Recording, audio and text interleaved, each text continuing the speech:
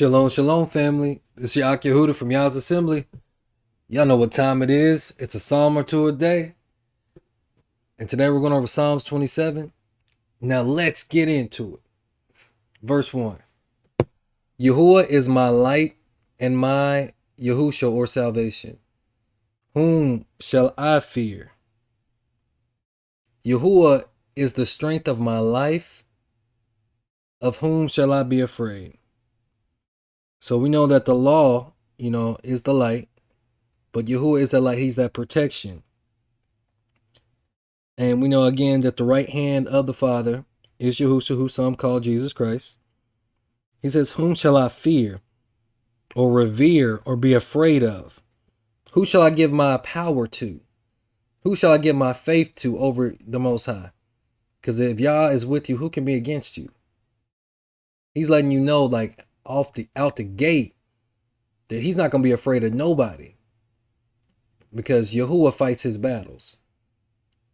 When the wicked, even my enemies and my foes, came upon me to eat up my flesh, they stumbled and fell, because the Most High is protecting him. And again, he's fighting for him.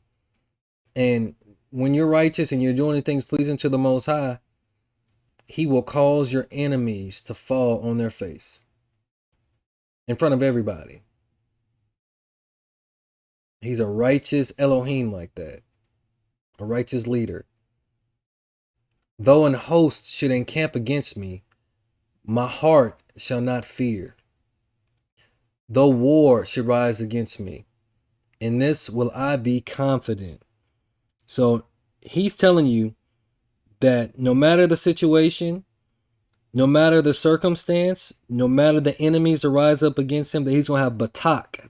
That's the word in Hebrew. It means to trust, to have confidence in, to be bold, to be secure, to be safe, to feel safe. He can be careless because Yahuwah is the one ordering his steps within his word. Because he is a man of war, and touch not his anointed.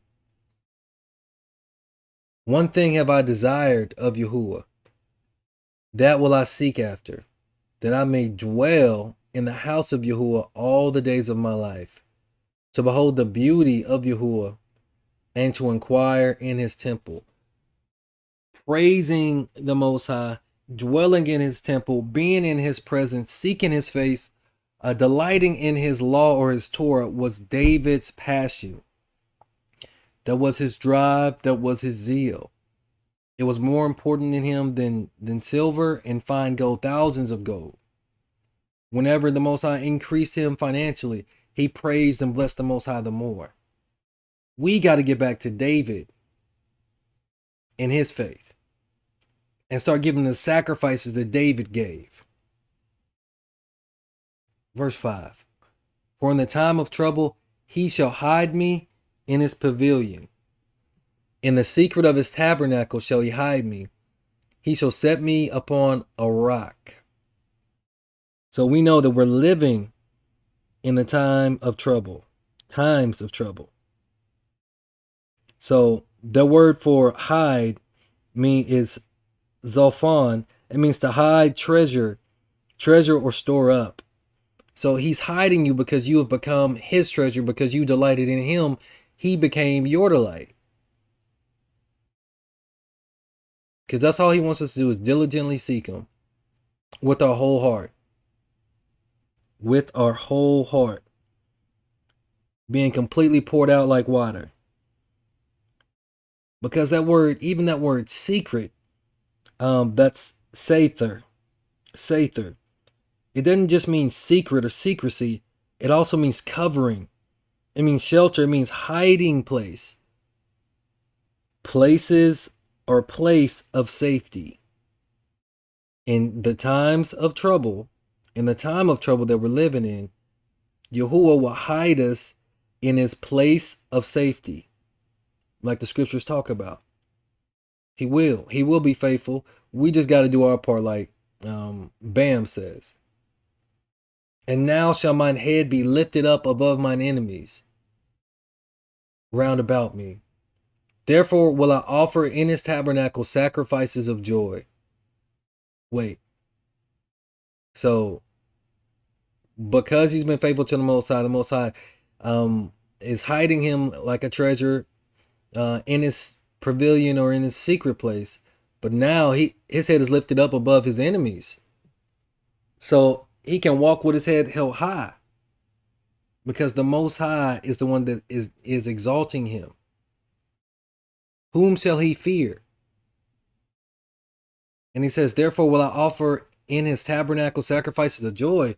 So that's why people try to say, oh, Yahushua did away with blood sacrifices. Well, technically in the New Testament or the renewed covenant, he did. But when David would go to the tabernacle, what was he sacrificing? What offerings was he giving up to the Most High? The sacrifices of joy or the sacrifices of praise. He says, I will sing. Yea, I will sing praises unto Yahuwah. Because Yahuwah inhabits the praises of his people. And David knew this law. David knew this key. That's why it is truly the key of David, which is the key or the keys to the kingdom. We got to get back to the basics. We got to look to the ancient or the former things. We have to start diligently seeking him. We have to operate in a sound mind. We have to hold fast to the former sound words. We have to be obedient because obedience is better than sacrifice. Hear, O Yahuwah, when I cry with my voice. Have mercy also upon me and answer me. Because he's saying all this, he's decreeing out to the Most High to listen. Because he knows that his heart is completely and his mind is completely focused on the Most High. He's completely dependent on the Most High for everything. He's not making flesh or his own strength his arm, his power, his pride. He's not trusting in the abilities that the Most High has given him. He's giving it all up to the Most High. He's got his hands up in subjection to the Most High and his commandments. When thou saidst, seek you my face, my heart said unto thee, thy face, Yahuwah, will I seek. Because that's what the Most High wants. He wants us to try to seek after a relationship that he had with Moshe, where he talked with him, even face to face. Hide not thy face far from me. Put not thy servant away in anger. Thou hast been my help. Leave me not, neither forsake me, O Elohim of my salvation, my Yahushua. So he's telling, I'm in times of trouble. My enemies are more mightier than I am.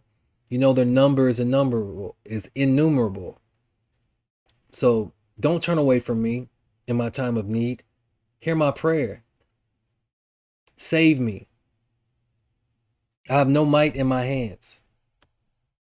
It is you that have made me and not me myself. When my father and my mother forsake me, then Yahuwah will take me up, because he's the true father. Teach me thy way, O Yahuwah, and lead me in a plain path because of mine enemies. That's something we should be praying for. Honestly, for the Most High to lead us in a plain path. Make it plain. Like, thy rod and thy staff, they comfort me. So show me the way. Let me not lead myself presumptuously. Deliver me not over into the will of mine enemies. For false witnesses are risen up against me, and such as breathe out cruelty. So again, David knows you got to activate the Most High. You got to put these things, what they used to say back in the day, in the atmosphere. You got to guard your tongue and even guard your thoughts. And you got to ask, so you shall receive. You got to seek, so you shall find. You got to knock, so it shall be opened unto you. So he's declaring, he's decreeing, he's making it plain to the Most High, so the Most High can make his path plain, so that he will not be slain by his enemies. I had fainted unless I believe to see the goodness of Yahuwah in the land of the living. So this churchianity, Christianity, telling us we got to wait on Yahuwah to get to the spiritual kingdom and not to see the goodness of the Most High here on this earth, that's a whole lie. That's a whole lie. Now, granted, there is a spiritual kingdom. Nobody's taken away from that. But I'm going to read what David says again. This is Psalms 27, verse 13. I had fainted. He had almost died, perished, unless I had believed to see the goodness of Yahuwah in the land of the living. So it's not something that you got to be a slave for on your job, or to where you can't own your own business, or you always got to be single, or you always got to be sick, and you're just waiting to get to the kingdom, the spiritual kingdom, where there's no more crying there, where there's no more dying there, on the by and by. It ain't about that. He said he believed to see the goodness of Yahuwah in the land of the living, in our plane of existence. That's what we have to hope for. That's what we got to seek for. That's what we got to have faith for, have a sound mind about. Because Marpay brings that healing, right? And he said in the land of the living. So why do they keep trying to tell us to seek the kingdom in the land of the dead? Yahushua said to let the dead bury the dead. David said, can the dead praise you? No. So if we can only praise him in the living, then we also have to start believing to see the goodness of Yahuwah in the land of the living. Decree it now, believe it now, pray for it now, fast for it now. Activate, maintain, and exercise your sound mind now. Attain the new form now. Do the things that are pleasing to the Most High now. Be obedient now. Forgive those that trespass against you now. Then he says to wait on Yahuwah. Be of good courage, and he shall strengthen thine heart. Wait, I say, on Yahuwah. So it will kind of make you think that what it's saying and what I'm saying is a contradiction. But that word wait is kavah. It means to wait, but it also means to look for. Remember, he said he believed to see the goodness of Yahuwah in the land of the living. That's what he's waiting on. That's what he's looking for. It means to hope for, to expect an expected end. It's not just literally wait and don't do anything, because we know that faith without works is dead, is pointless, it's futile. It will profit you nothing. You'll be a rat on the wheel every year. There will be no change. There'll be no growth. There will be no anything, because you're not believing to see the goodness of Yahuwah in the land of the living. Selah on that, my people. Praise Yahuwah for that. So I just want to say all praises to the Most High Yah through his beloved son Yahushua HaMashiach. I want to say peace and blessings to the 12 tribes that are scattered abroad, and to the strangers, and to the strangers, and to the strangers that cleave to the covenant. Again, this is your Ak Yehuda from YAH'S Assembly. Shalom. Whoa.